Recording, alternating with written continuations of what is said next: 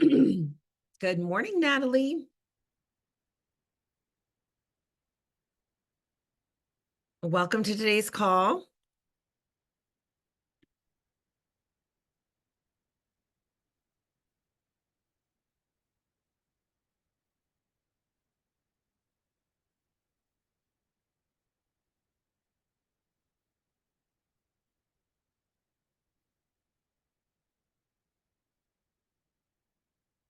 Definitely want to get everybody into the chat and active as you're joining today. Feel free to just jump right in, share where you're watching from today. We're going to give everybody just a few minutes on this Friday morning to grab their coffee and get in the room before we get started. So we'll give everybody just a few minutes more here, and then we'll jump right into context. We've got a full class today for sure.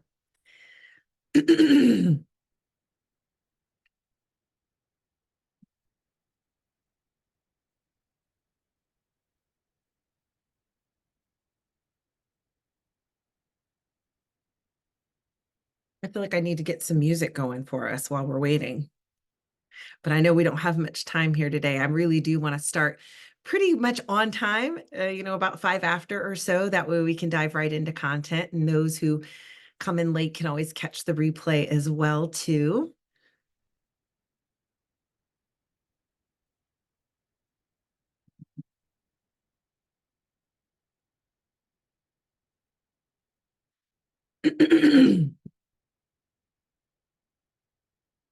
Sorry, I've just got a little bit of a cough this morning.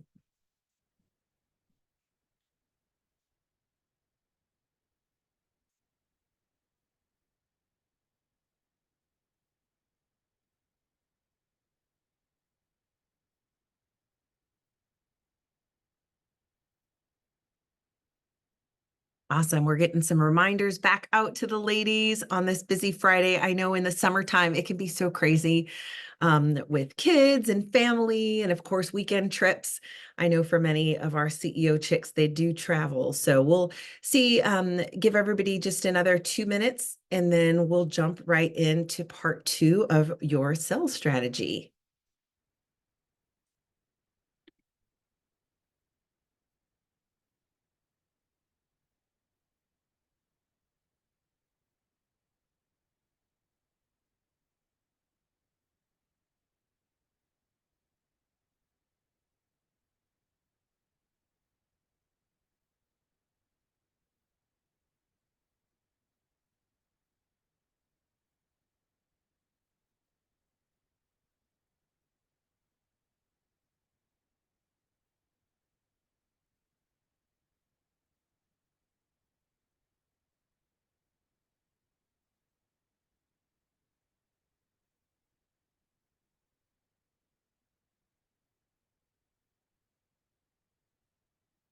All right, I'm going to go ahead and share my screen, and we're going to kick off. For those of you who are watching and joining as we get started, please be sure that you tell us where you're watching from. We always love the opportunity to connect with our CEO chicks who are on live, give you guys an opportunity to kind of network with each other as well. Today's session, I'm really excited about. We're kind of deep diving into sales strategy. This is part 2 of our course that we started earlier this month. And so today we won't take too much time at all to kind of review part 1. So I would love for you to go back, make sure that you are setting up your offer, that you really understand kind of the value that you're bringing to your clients. That was all in part 1 of sales strategy. Today in part 2, we're going to be talking about the process. What does our sales process look like? And so there are so many of you CEO chicks who have different types of businesses. You're in different industries. You all have different price points that you're selling at, products and services. And so today's goal is to kind of give you a broader understanding of what sales process should look like. We'll talk a little bit about technology that you can use as a part of that process. But I really want for you to be able to pull from that broad idea and understand where you can start to implement these processes for your specific business. So for those of you who are on live, good morning. I'm so glad that you're here.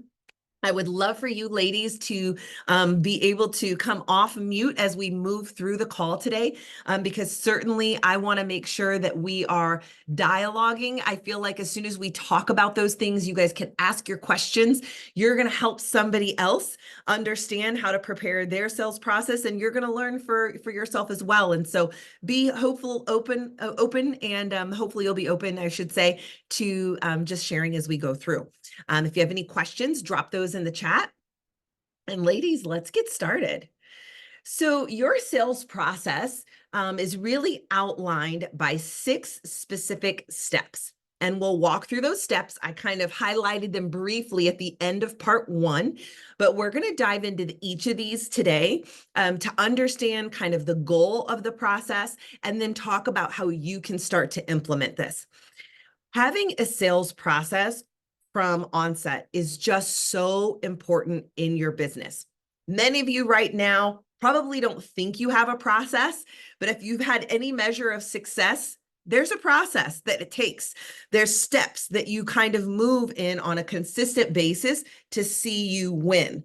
The goal in really defining a sales process as a part of your strategy is that it now becomes not necessarily cemented in stone, but at least written down, prepared as a standard operating procedure so that it is standardized and it's measurable.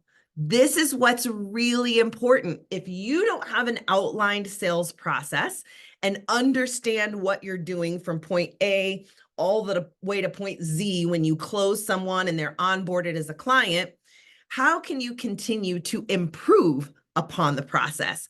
How then can you tweak, change, modify in order to see greater success? So whether you are an entrepreneur from day 1 or this is day 1001, this is an opportunity for you to evaluate what your current process looks like to actually gain a sale. And then as you are moving forward in this process, we should always be evaluating that process, understanding where things are going really well and where they're not, where there's breakdowns in the process or where we're seeing success and can even make change to see greater success. That's going to be really important. So from the onset, that's the goal today. Let's understand what a process looks like. And then for you, define, okay, where am I moving in this? Like, how is this look? What does it look like for me right now? And where can I establish kind of some regimen into my processes to be able to do this at a better way long term? All right. So here's the 6 steps: outline sales tactics and channels, lead generation and qualification, sales presentation, handling objections, closing the sale, and then last but certainly not least, follow up and customer retention. All right, that's a lot. I'll tell you honestly, this could literally be a full day course if I had the time and the opportunity. So I'm going to try to bring it down, shrink it down into our 1-hour session, and we're going to dive right in together. So let's break down the first 2 steps of your sales process. So outlining sales tactics and channels. And I gave some suggestions here. I would love to hear from you all. You can dive into the chat. Welcome, welcome for those of you who are joining as we've gotten started. I would love to understand some of your sales tactics or sales channels. So tactic is the actual task. It is the motion, the action that you take to sell. And the channel is how you do that. So they can be kind of what I want to say, like they can also be the same thing, right? So you'll learn as we go through. So sales tactics, outbound calling, that means you have a list of people, whether you acquired this list from something, whether they were people on your website, you are making outbound phone calls to them to look to sell, okay? Inbound, those are going to be leads, people, prospects that come to you then. It could be from television advertising, right? Website traffic, right? That's another channel, a way that you are acquiring clients. Social media, direct messaging, right? That's a great sales tactic, a way for you to interact with people who are interacting with your business. And this can be outbound or inbound. So in our business at Hello Gen BA services, when we have new followers on our social media, we have an outbound strategy to reach out to all of those new followers every single week. So that is a sales tactic, right? That outreach, and the channel is through social media, direct messaging. It can also be inbound, right? You all have seen on Instagram where people will put out, maybe you're giving out a free guide and you say, you know, in the chat, not in the chat, but in the flow below your Instagram message, you know, you'll say, type in the word guide, right? To get my guide. So they take action, right? To put in guide, and that's an inbound lead because now you've got their information coming in to you. Many of you use like a ManyChat, you know, which is a technology software that will automate that process. They can use that keyword and then get a message from you. So that's some technology. But these are the things that are tactics as well as means, channels for you to engage with prospects. Last but not least, one of my favorite, referrals and partnerships. The more that you can build stable referrals in your business, consistent referrals, they are the cheapest way, really, for you to get great clients. Partnerships, building a partnership where someone is going to help funnel you business on a consistent basis. That's another great channel to be able to get business. So I've kind of given you here in just a quick snippet, you know, some ideas of how you can engage with your clients, tactics that you can use to find prospects, and then channels where you can look for leads and prospects. But I'd love to hear from some of you on the call. If you'd unmute and maybe share with some others on the call what kind of tactics you're using right now, what channels you have for being able to get leads, or if you don't have them, where you'd like to start doing that. If you will, you can either unmute and just share, or you can drop right into the chat, which I'm watching, and would love to hear your ladies' feedback, what you're using as sales tactics and channels.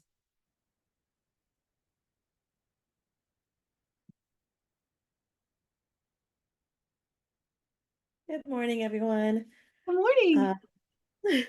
I'm a nonprofit consultancy, and what we've been using so far would be website traffic, social media DMs, referrals, and that's about it. I love the Awesome. idea of the DMing new followers. I don't think we've been doing that as much, so I definitely would like to try that too.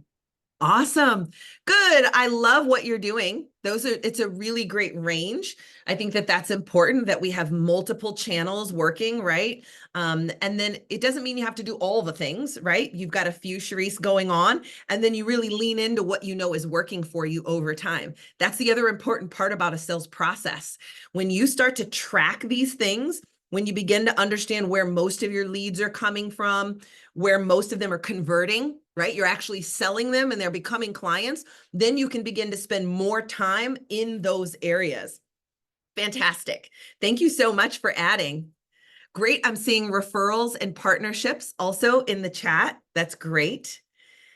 I would really challenge you to think about a new strategy. As you're looking at bringing in this process, what's something that maybe you haven't done that you believe could be profitable over the next weeks, months, maybe through the end of the year, if you were to invest some time in that? And if time is an issue, right, that you don't have time to be, manually looking for a new way, think about some of the technology options. As I mentioned, ManyChat, ManyChat, is a really great tool on social media to build in autoresponders, to use keywords to build engagement from your followers, and to start that automation. I believe certainly that investing in technology is one of the fastest ways for you to scale success when it comes to sales, because it is arduous to keep up with leads. It's arduous to create opportunities for yourself, right? And so we'll talk more about technology in a bit, but be thinking about that as we go through this conversation today. Rachel said referrals and social media. Yep, love it. I'll tell you, we always talk about collaboration here at CEO Chicks, and there's so many ways that as you begin to really dig in and meet and learn each other, you'll find partnerships right here within the group. You'll find women who are serving maybe the same audience that you have, but in a different capacity. So you're not competing with each other, but it certainly would be an ideal collaboration. And so it's really important to think about that in your sales process, because we always want to work smarter and not harder. And collaboration is one of the fastest ways to help you get to your goal in a really smart way. So let's talk more about number 2 as we move forward: lead generation and qualification. There's always this thought in business, and specifically in sales, quantity versus quality, right? There is no right or wrong answer, because it really depends on your specific business, right? So there will become an answer for you, but in this broad discussion today, as I talk to all of you, there isn't one that's right or wrong. You have to understand for your business, if you have a very, let's say, low conversion rate. We talk about this in sales, meaning if I have difficulty converting people to my product or service, maybe because it's high ticket, right? It costs quite a bit of money. I may need to have a large quantity of prospects to be able to get down to those few who can afford what it is that I do, right? So we have that kind of conversation.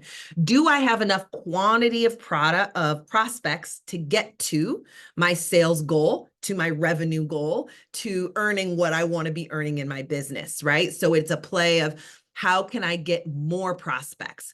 This is something where you may look at buying leads. You have the ability to do that, buying lead lists online. You can do Google search for that, where you'll get names, you'll get phone numbers. You always want to be sure it's from a reputable place, but lead lists can be purchased. High quantity can come from advertising online, right? So you're going to get lots of eyes on your brand, and it's going to help funnel down to the right amount of people.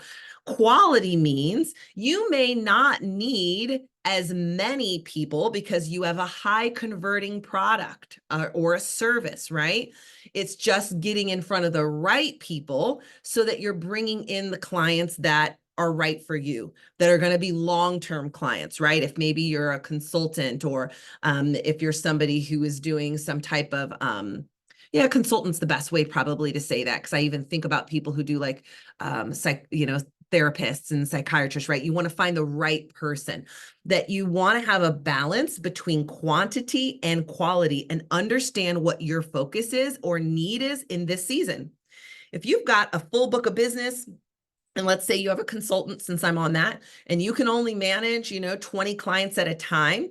Well, then right now you're really looking for quality. You're just looking maybe to add 1 or 2.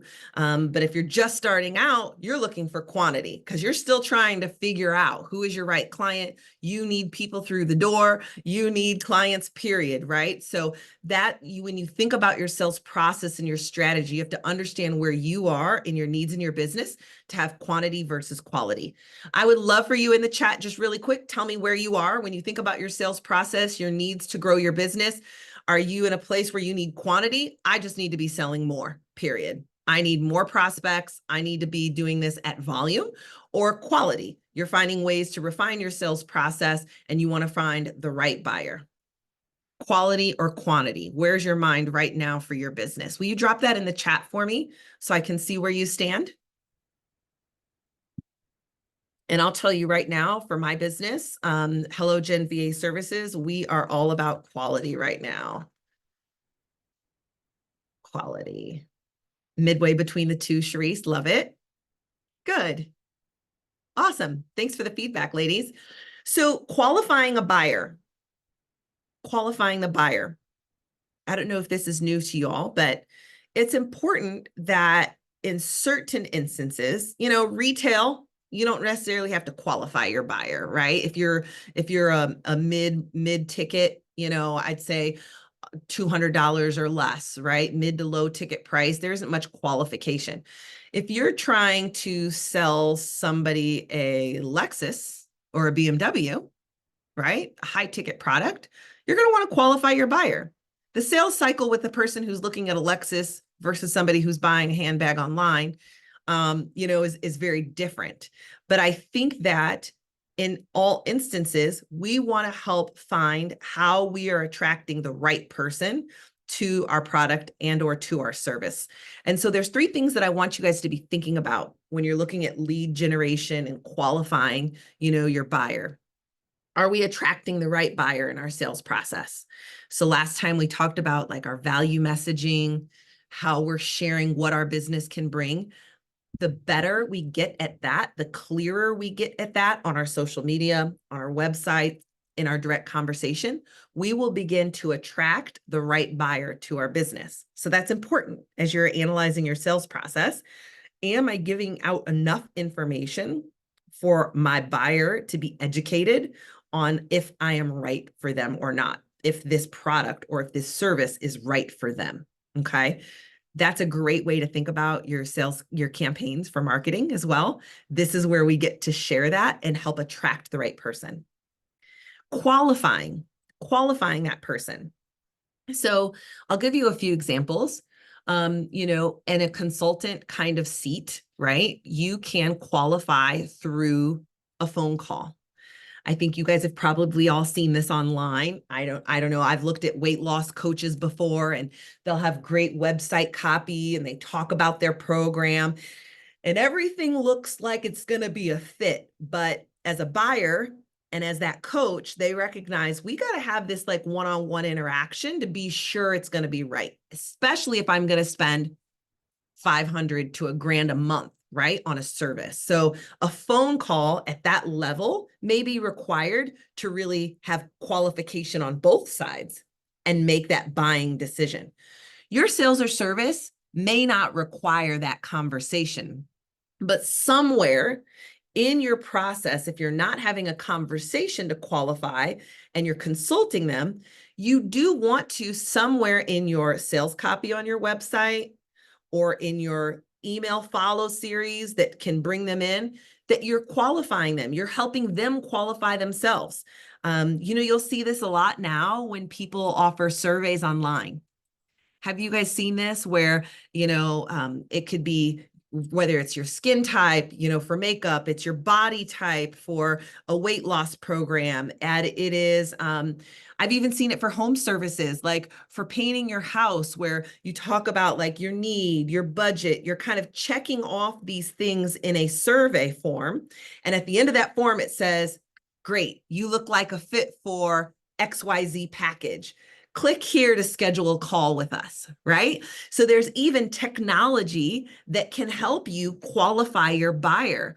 And that's a really important part of your sales process, especially as a small business owner. Y'all, we're staffs of, 2 people, 10 people, sometimes just 1. It's just you. You can't spend in your sales process a lot of time working with people who are not going to be a right fit for you.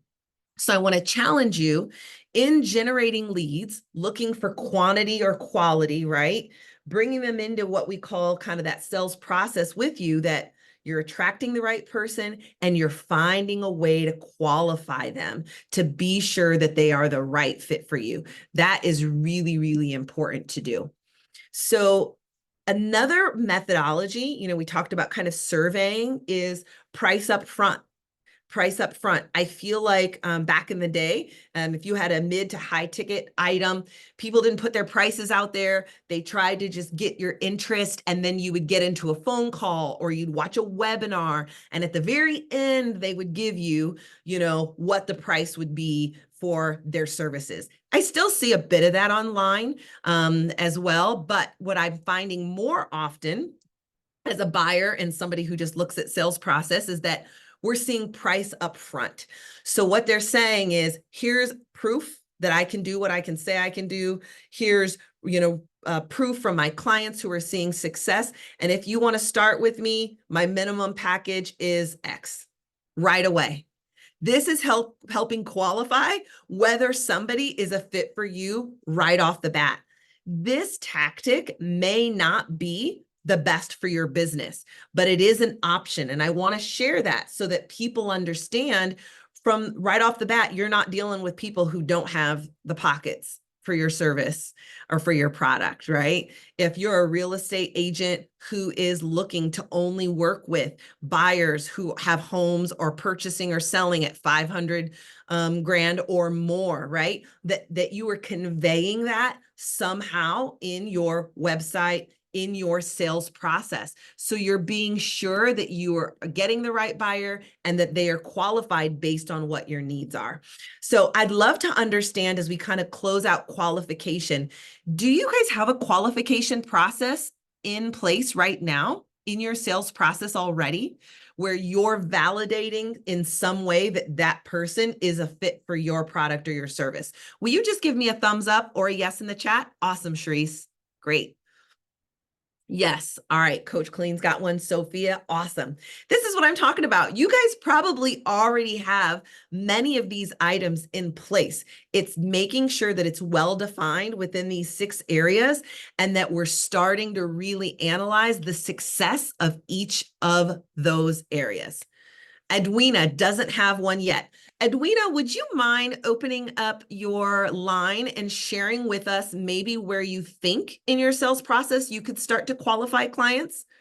And if you don't have an idea yet, share about your business and maybe we can help you. Hi, good morning. Hi, Good morning. everybody. Happy Friday. Um, so I don't quite have one. That's kind of why I like these classes and these courses. I'm in Orlando, Florida, and what I do is I have a document preparation service, and I do a lot of immigration work, meaning like helping people at an affordable cost that, they can't afford an attorney quite yet. So I do documents ranging from green cards to work authorizations to visas, asylums, temporary protected status. I also help people out with translation and interpretation because I do speak Creole, Haitian Creole. And also I do like divorces. I help people with document preparation for divorces as well. And on my seasons, I do taxes. So it's like a multi-services where I provide just services to different people at a great affordable price. So I do struggle with, just trying to get a hang of the business. Like I feel like I have a good product. I just kind of don't know the avenues, or the direction sometimes. If Yeah. that makes sense. So what I love about what you're saying is you're very clear on the services that you offer, and you're right, they are very much needed. I think that for you being able to understand how to package that up so that it's a little bit more clear, not only to you, but to your client, exactly what they can come to you for. And then you can put pricing around it. Are you pretty flexible on your pricing then? Because your desire is to be affordable. Are you kind of meeting your clients where they are? Or do you have like Well, that so I minimum? do. What I try to do is I try to say, I so apparently I'm undercharging, right? But Okay. I'm also thinking about the demographic that I'm working with. And imagine being an immigrant coming here with nothing or coming with all you saved up, and I'm like, give me $1,000 a second. So I try to make it where it makes sense, where I can still meet a goal Mhm. for myself. That I set for myself, but I don't want to break that back. But I feel like what I'm doing right now is not fair to myself because it is time consuming and I do great work. And I've been doing it for about like 10 years now, so I do great work and I just want to get my business structured where I'm charging like a exact price and, I'm giving them the same services. Nothing has changed and I'm always available for them. Yeah. And you know what? I love it. We're already getting suggestions from the group. Yay, in the chat. So if you haven't seen the chat yet, Thank let's look at the you. chat. So Colleen suggested partnering with a nonprofit in that space for volume. right? So if you're going to have a low ticket item or a low margin, margin is what you make, right? For the services and the time. Quantity matters to you. That also means you need to be able to find those channels that are going to direct that to you. And when it comes through a partner, they're helping with the qualification because they're going to assess already, oh, this person needs X set of documents and this service. Well, I'm going to send you to Edwina, and that qualification now has actually happened on the partner side, not on your side, which also is a time saver, which helps you keep your prices lower because you're not having to work so hard. So those partnerships are going to be critical for you. Sharice agreed she was going to say that as well. And it looks like you and Sharice should connect. So make sure in the chat you direct message her. I would also say that there isn't a high barrier for qualification for you then in your service. And for lots of people, there won't be. It's someone who has an immigrant status, who needs documentation preparation. They need a trusted partner for financial documentation, managing any of those needs as well too. But I think the partners are going to be key for you as well. And I think whatever your like if you're sharing your services via website or social media, that you just have a clear outline of your services and coming up with maybe those packages that do give you a fixed price is going to be really helpful for clarity for you. Don't be afraid to charge more. People find means and money for the things that they want and they need. They may not be able to come to you as fast as they wanted to, but they will find that money and they will come. Maybe it's 30 days, maybe it's 60 days. But you don't want to shortchange yourself and not be earning what you should, because that leads very quickly to burnout. And we don't want you to burn out. The work that you do is great and it's so needed, right, in the community. And so be sure that even if it's incremental, meaning small increases, that you set a plan for yourself to be able to increase those prices maybe over the next 6 months or a year. When you do excellent work and people know that you do excellent work, they will be willing to pay an additional fee to know that they're getting things done right. And when it comes to immigration services, that's just critical. And so go for it. Go for it. Yeah, thank you. Hopefully that's helpful. And yay, I'm so excited to have a connection right on the call. Yes, y'all. We're going to keep moving. I wanted to give you guys this slide. Of course, you guys are going to see it inside Thinkific, inside your course, but there's some things to think about when it comes to software, technology. We call it a tech stack, meaning what's all the technology you're using in a process. Today, it's sales process. So what's the sales tech stack that you might need for outbound work when it comes to selling, or inbound? So outbound is on the left, inbound is on the right. Some of it you guys are already utilizing, right? You have social media platforms on the left. I see website monitoring. You may have a CRM, which is a customer relationship management tool. Where are you tracking all your clients' names and phone numbers and notes and when you called them last? CRM investment is an important one as you're able to do that. Spreadsheets also work too, y'all. So if you don't have the money to invest in a CRM, you better get on Google Sheets and start using some spreadsheets. But these are just some options for you guys to be thinking about. Certainly on the right-hand side, visit video conferencing. Are you using Zoom? Are you using Google Meets? Let's see, messaging tools. There's tools out there called Lead Connect that'll give you the chance to text message clients, even maybe dial out and do phone calls as well. There's some automation available with that. Just giving you some ideas. We won't have time today to really deep dive into technology, but I wanted you to at least know where you can start to look for help to scale yourself, right? We can't do all of this on our own. We want to bring in technology that's going to help as well too. Anybody have any recommendations for technology? Something you are already using in your business for sales that you just love? I would love for you to drop it in the chat just as we continue on so that we can make recommendations to other CEO chicks of what to use.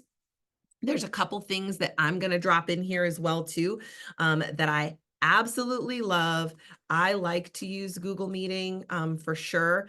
I was also going to put in Zoho. This is like for automations. I think that that's really one that I would love for you guys to take a look as well. We already know social media, CRMs, GHL or Go High Level is another option for CRMs. I have some specific expertise and interest on that one. So if you guys are interested in looking at setting up Go High Level, you can always reach out to me as well too, to learn more about that. But I'll drop a few in here. Go ahead and be thinking if there's anything you guys are using, will you throw it into the chat as recommendations? I'm going to pause here. Any questions on what we've talked about so far?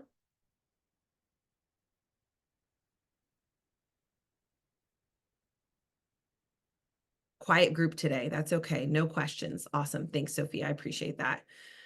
All right, so let's keep moving. We've still got 4 other parts of our sales process to get through. They won't be as long as those, I promise. Sales presentation and handling objections are the next 2. So sales presentation, how are you presenting your offer? That's really what this comes down to. How are you presenting your offer?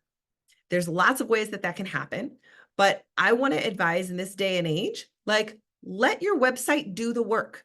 Your website, we're what we call educated buyers these days, right? Predate internet. Before we had the internet, you wanted to buy anything, you either saw an advertisement on television or radio, you went into a physical store, and you had to engage with someone. To learn about their product or their service, you had to literally talk to the person selling that thing to learn about it. And then it became difficult to kind of do competitive analysis, right? Okay, I'm going to date myself, y'all. Do y'all remember Consumer Reports? Like, they're still out there. My dad used to get Consumer Reports. It was like a magazine that would come out, and he's like, I'm going to buy a TV. I got to get a copy of Consumer Reports because it would be the magazine where you could go through and compare all the different types of televisions to make a smart purchase. Those days are gone. People can be so educated on what it is they need through social media, through Google searching, that they are coming to us being highly educated about what they're looking for. And that could be a good thing. It could be a bad thing, but I really feel like it's a good thing because it helps people pre-qualify themselves, right, for your offer. They already kind of know what their solution should be looking, the service should be looking like, a price range. Like, you can Google that. So you've got to put yourself in the position to be educating your buyers, and your website is the best place to do that. So I implore you, as you think about your sales process, how is my website doing the work for me? How is it explaining what that customer experience is going to be like? How is it conveying what next steps will be to work with me, to buy my service, to pick out my makeup that I'm selling, right? Like, be descriptive, add videos, make sure it feels like the culture and the experience that they should get when they come to you. And continuing to refine that will really help you, especially as an individual business owner, to lessen the amount of hands-on work you have to do in the sales process. So let your website do the work. Invest there to ensure that it's helping you sell well and convert leads. When it comes to your website, when it comes to your social media, we talked a little bit about this last week, like your value messaging, what value you're bringing to your client. All a part of that is a part of your sales copy, is what we call it. Sales copy is essentially the words that you use to entice a buyer to purchase from you. It's going to be on your website. It's going to be in your social media posts. All of those written. It could be in blogs, your email messaging that you're sending out to your prospects or your list. Be sure that your sales copy is doing the work as well, that it's asking those questions of the buyer to help them analyze if this is the right product or service, that it is emotional and it's evoking, them to want to solve for their problem by using your product and service. Sales copy can do so much for you. So it's also a big area where I'll say invest the time to get that right. That really does matter. You could also be looking at a presentation. You know, when I think about a consultant's services, a one-on-one service, that not just getting on a phone call and talking to someone, but having visuals to go along with that can really help create a compelling sales moment so that you can convert your buyer. Doesn't have to be a lot of words. It doesn't have to be a bunch of slides. But I know for me, I'm a visual learner. I'm impacted by seeing things. You know, maybe them getting to see the finished product as a part of your presentation. That's really important. And so I want you to think about the words and then the presentation that you use in that sales cycle, in that sales process, that's going to help bring clarity for your buyer and compel them to make a decision. That's our goal. And so however we can become more efficient at that, more effective at that over time, we're going to see greater conversions and we're going to see much more success.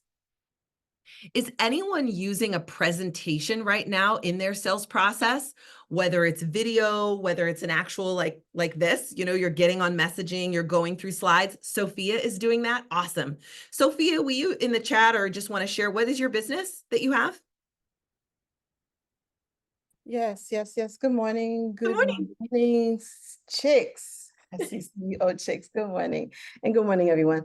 Well, I'm in financial business. So financial realm, helping families become properly protected, debt-free. So we do a presentation and we pre-qualify them to see, if they're a good fit, if they have the funds, do they need the funds? And if they need the funds, do you have the right funds? Do you have the right Great. platform? I love it. And this point in the process is a great place to qualify. And so I don't want you all to think just because this is the order I'm sharing it, that it has to go in that order per se. So Sophia may have some small pre-qualification before she'll make the time to get on a call with somebody, right? Because she doesn't want to waste those hours on calls with the wrong people, but she's further qualifying in that presentation. I love that, Sophia. Thank you so much for sharing. And you're right. In the financial industry, I think a presentation is really important because there's a moment there where you really have to gain trust and share that Exactly. you're knowledgeable. And there's no better way than doing that face to face. Exactly. Love it. Thanks, Sophia. Happy Yeah. Friday to you as well. I think too, you all, that we want to know and understand in our presentation that we are handling objections. And this can happen in written copy and it can happen in a live presentation with somebody. So I'm sure for many of you, you recognize there's probably a regular 2, 3, objections that you see all the time. You want to address objections head on. And objections are a great thing. They're not a bad thing. Objections are awesome because it means that your buyer is thinking enough into making a purchase that they're thinking through, what are the barriers to success? What if I buy this and I don't see results? Do I have the money to do this and be sure that it's the right decision, right? And so anytime in our sales process, we can head off objections by education, right? By engagement, whether that's face-to-face or through our sales copy, we want to look to do that. So right now, if you look at your sales process and you're thinking through how you're engaging your clients, how are you handling objections? Am I doing that well or am I not at all? Am I really clear on what those objections are that I'm going to be getting on a regular basis? And how do I begin to like circumvent that, right? Like head them off, let's say that, right? And address it right up front. I think that that's really important. We are always looking when it comes to objection handling, as it says here, to remove those obstacles. Because the reality is when it comes to sales, I think we talked about this a little last week. Like sometimes people get a little cringy when they think about selling. Like, oh, I don't like selling. It doesn't feel good to me. I don't want to pressure people, And then there's other people who are like, oh, I don't mind it at all. Like, but you can be on either side of the spectrum. But the reality is you're just looking to help someone make a buying decision. You're helping them solve a problem. And there is an investment for that. Period, point blank, right? And so as long as you can help in the objection handling, remove those barriers, you should be able to get a sale. And so objection handling can really be one entire class. So today I'm giving you a little bit of homework, and linked in this class is an actual video that I want you guys to watch. It's literally like 7 minutes long, very low investment of time, but I'm telling you a really great return. I will ensure that you guys have this presentation so you can watch the 7-minute video. But this coach talks through 3 areas that I just love when it comes to handling an objection: empathizing with that person, showing that you understand them, getting to the truth, like what's the real reason for the objection, and then helping reframe that. So yes, understanding what they're saying. However, if, we move forward with this, we can still solve your problem. However, I understand your concern, but if we don't move forward, here's what you may miss out on, right? Like being able to have those conversations in comfort with your prospects is really, really important. And don't see it as being pushy. Don't see it as strong arming someone. You're helping them evaluate making a decision to buy with you. For many of you, it can be a high ticket item. This is going to be a big process. For those of you with a low ticket item, this may not, the objections may not be a huge process. It's either a yes, I like the product, or no, I don't, right? Or, Edwina's thought like, yes, I need immigration services, but no, I don't have the funds right now. So then for Edwina, it's okay, how do we help with either discounting or payment plans, right? Like that's how you handle that objection. You just find ways to get them to that yes. And that's the goal with handling objections. I just want you to be prepared. I want you to be thoughtful about what objections you're seeing and how you're going to handle those. So look forward to that homework, and let's plan on that. Let's pause. We've got almost 10, 12 minutes left, and we've got one more segment to review. So I want to make sure that you guys are feeling comfortable with what you're seeing so far. Any thoughts or questions on sales presentation or handling objections? Or give me a thumbs up in the reactions if you don't mind. That way I know you're tracking or following, and I can keep moving. Thumbs up, thumbs up. Okay, good. I see a few. Thanks, guys. Awesome. Okay, good. Oh, great. I'm so glad you're enjoying it, Sophia. So our final piece we'll talk about in the last 10 minutes, closing the sale, follow-up, and customer retention. Closing the sale. On a scale of, let's just do 1 to 5, how good do you feel about closing? Like yourself. Are you good at closing the sale? I'm a 5. I'm great at it. I got it down. Or I'm a 1. It's really a toss-up. I don't quite know what I'm doing. I'm uncomfortable with closing a sale. That's a 1. 5, I've got it down. I'm good. Would you give me like a 1 through 5?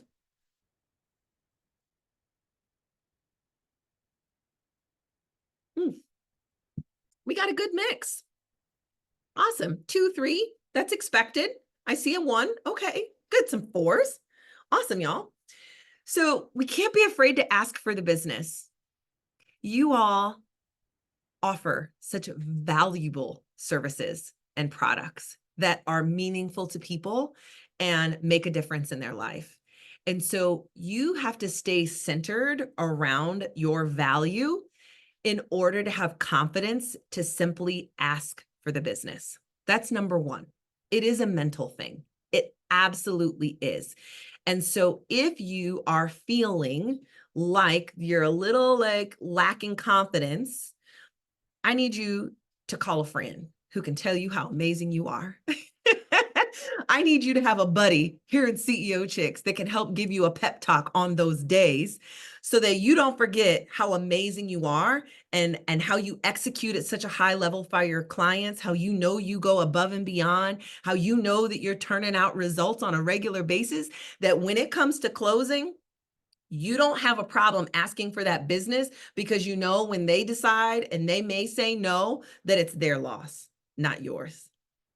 Like you got to position yourselves, ladies, to be able to have a little bit of swagger when it comes to asking for business. And so you got to figure out what that regimen is. As somebody who has sold now for almost 2 decades, You better believe, like, I've got music that I play before I'm going into a meeting. I've got my prayer time that morning that's a little bit more intense as I'm really making sure I'm settled and grounded in my power and what it is I know I bring to the table so that I can effectively share my value and make that offer to that client and ask them to move forward in partnership with me. That brings me to my second part. You've got to have a clear transaction, a clear strategy, a clear set of words that you say every single time that it becomes so effortless, even on your days where you don't feel like you're a 10, you're feeling like you got like a day, you're a 7, you can still execute in that motion because you've practiced it, you've learned it, you've done it every single day. And so even on a day when you feel like a 7, you can still execute at a high level, right? So I think that it's really important to have the mental piece together when it comes to selling, but it also is equally important, if not more, to have what that closing should look like. Okay. And so asking for the business, literally, what is that statement? So at the end of a consultation, when I'm with someone and we've gone through the presentation, they've asked all their questions. My first question is, how soon are you looking to start with virtual assistant services? Like, let's get a timeline right now.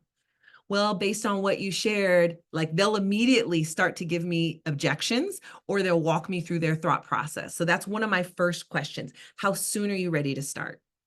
I'm assuming the sale. I just want to know when they want to start with me, right? That is a question that I ask all the time. So I want you to think about what those questions need to look like to gain commitment to ask for that business, right? That's my question, right? And then it will lead me to working through those objections and then getting down on what needs to start. So let me just give you another example. I ended with a client. I said, how soon will you be ready to start with us? And I just sat and waited. And she goes, well, I probably could get things together in August, but I do have to go back and share this information with my husband. He's my business, really, it's his business. I kind of manage it. She goes, but I have a feeling when I share with him what I share today, he's going to want to start in July. Right? So right away, I know now one of the objections could come from the husband, who unfortunately wasn't on the call. I can't do anything about that. But based on the information she heard and how she plans to share it, she's going to actually believe that her husband might want to start sooner.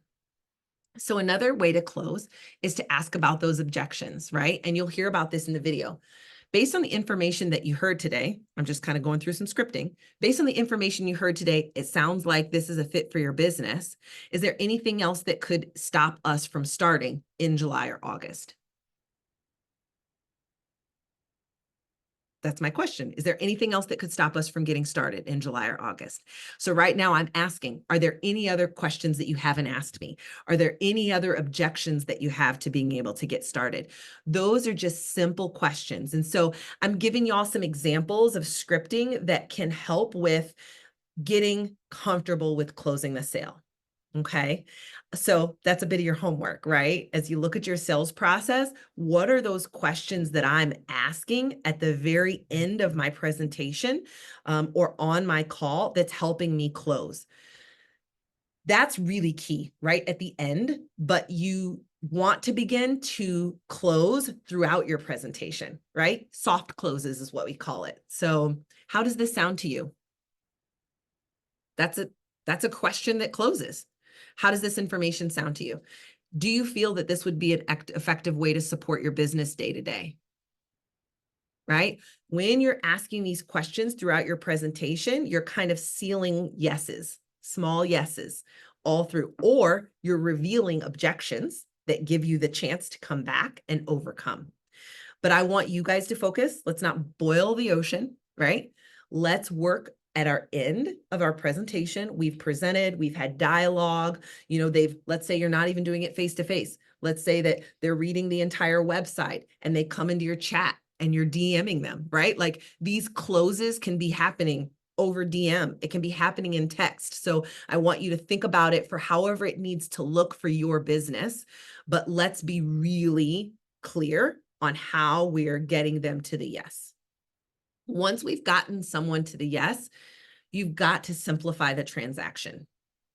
Simplify the transaction. People are about ease. I know you all have been shopping online before and you want to go to buy something and you have to go through 2 different screens to click, or you pick the size and then you scroll down and all of a sudden you're out to another screen. Well, now you got to pay with PayPal and then I got to log into PayPal. Oh my God, I've already decided I don't want that. Like literally, that stuff just annoys me. So maybe I'm going to be a little extra on this, but I want you all to think about me as your buyer.